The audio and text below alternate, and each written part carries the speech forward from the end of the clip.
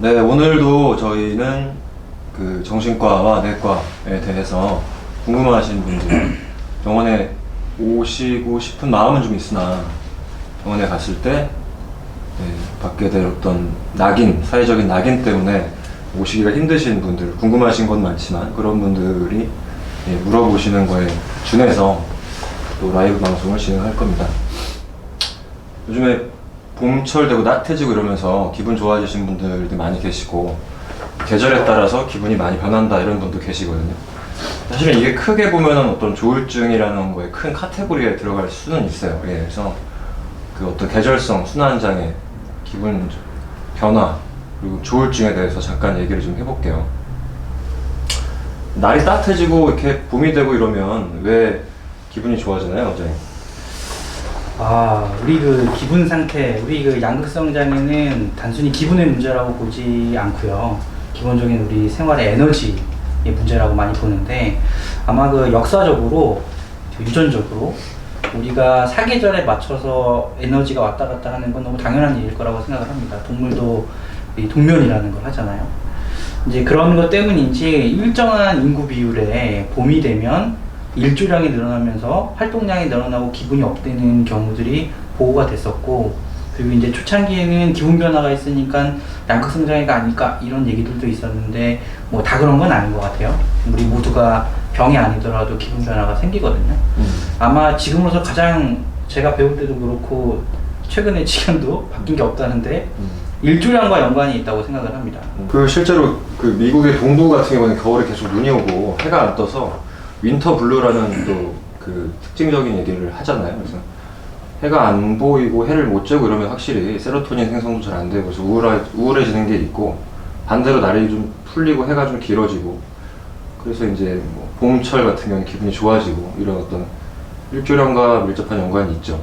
감정 기복이 심해진 데 이유가 있을까요? 일단 방금 말씀드린 것처럼 일조량, 해를 얼마나 내가 쬐고 있느냐, 해가 얼마나 길어져 있느냐가 중요한 문제인 것 같고, 최근에 황사 때문에 이제 해를 못 쬐는 일이 좀 많이 발생을 하잖아요. 봄이 됐음에도 불구하고. 그래서 황사로 인한 어떤 기분의 변화에 대해서 실제로 일조량이 맞는 건지, 그러니까 똑같이 날씨는 따뜻해졌지만 해를 잘 못 쬐고 있는 상황에서 예전같이 이제 기분 좋아진 정도를 측정해서 해와 직접적인 연관이 있는 건지 한번 비교는 해볼 수 있을 것 같아요. 저도 사실은 좀 기분이 날씨에 따라 좀 많이 왔다 갔다 하는 편이거든요. 그래서 이상한 건 아니다 이렇게 말씀을 좀 드리고 싶고, 그 조울증에 대해서 한번 전반적으로 얘기를 좀 해주실 수 있을까요?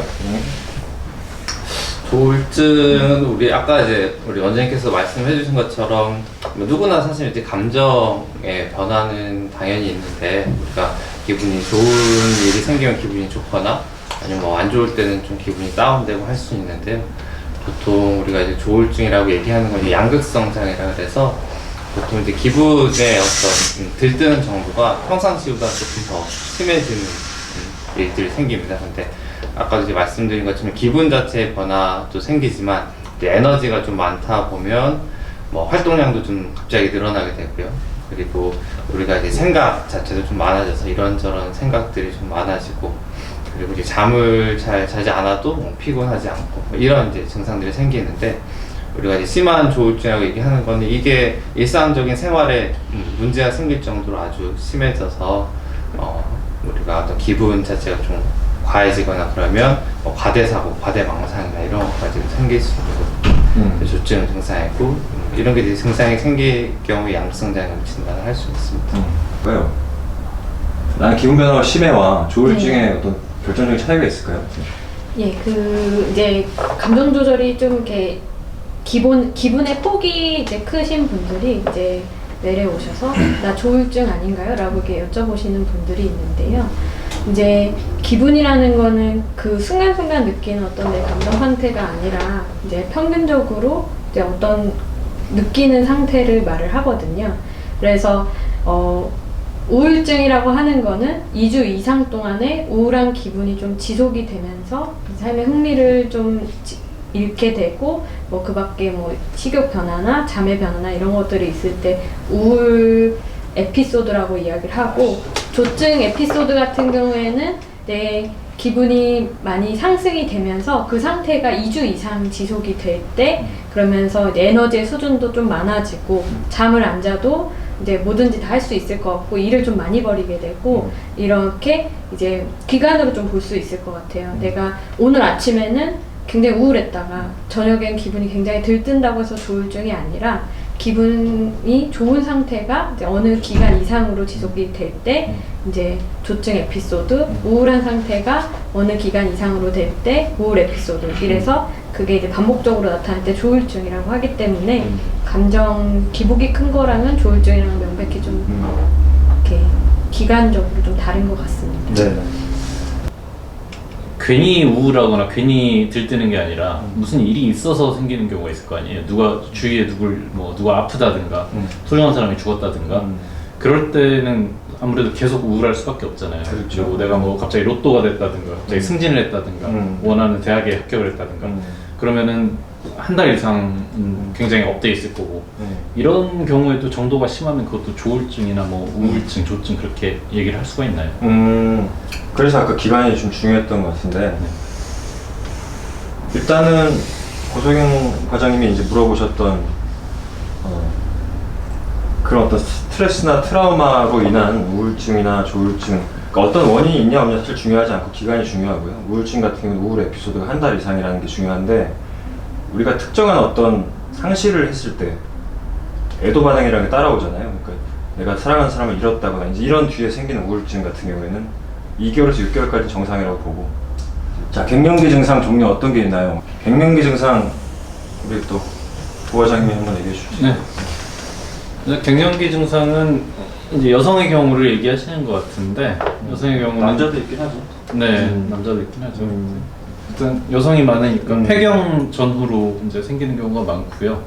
가장 흔하게 처음에 느끼는 증상은 플러시라고 해서 얼굴이 뭔가 붉어지고 화끈거리는 그 느낌이 가장 많이 나고요. 그 다음에 불면 증상이 있을 수가 있고 그 다음에 기분도 변화가 있을 수가 있고요. 우울증이라든지 그런 것도 같이 올 수가 있고요. 네.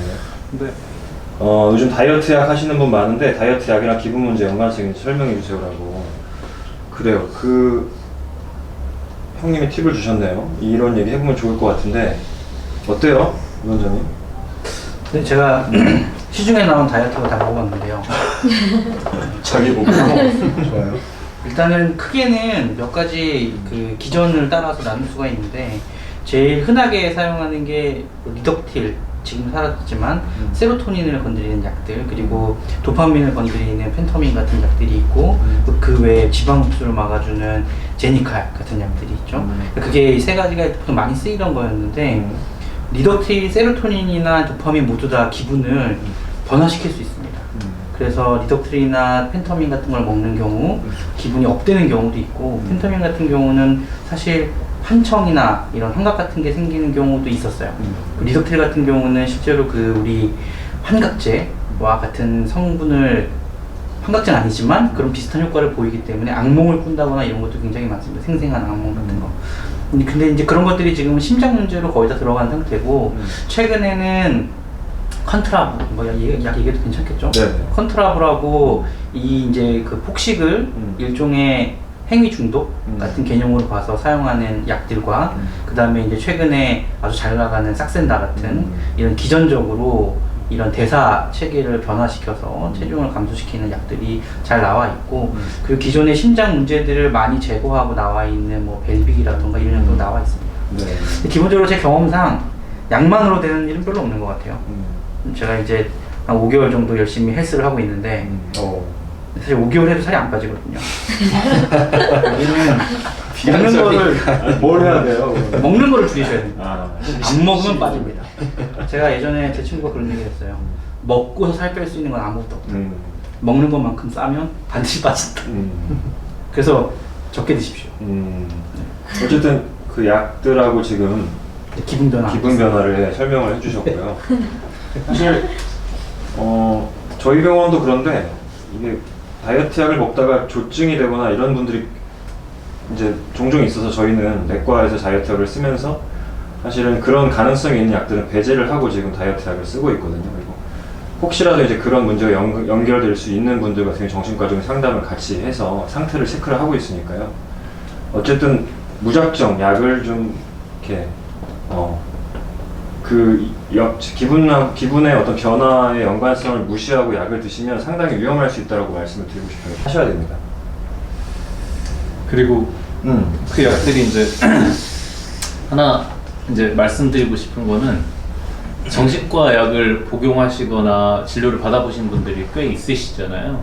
그 분들이 다이어트를 시도할 때, 먹는 약을 시도할 때 정신과의 어떤 약물과 병용 금기인 약들이 생각보다 좀 있어요. 그래서 이런 부분 뭐 좀 조심스럽긴 한데 이런 부분을 의사하고 정확한 상담을 통해서 잘 조절해서 드셔야지 그냥 무작정 정신과 약을 드시는 분이 아무 다이어트 약이나 똑같이 드시면은 문제가 생길 가능성이 좀 더 높아집니다. 그래서 그런 부분은 항상 상담을 받으실 때 정확하게 내가 먹는 약이 이렇고 어떤 질환을 정신과 약을 이렇게 먹고 있다라는 거를 꼭 밝히고 정확하게 상담을 받으셔서 드셔야 됩니다. 그래. 민6040님이 내과쌤 답변 감사하네요. 아, 네. 감사합니다. 이렇게 겸손한 친구가 아닌데 이렇게 카메라만 들다가 저희는 여기까지 오늘 라이브 방송 마치겠습니다. 월요일 피곤하신 월요일 힘 안 나시겠지만 그래도 파이팅해서 오늘 잘 마무리하시고 전 양지영이었고요. 전 유승민이었습니다. 네. 네, 유인이었습니다. 네, 박진이었습니다. 네.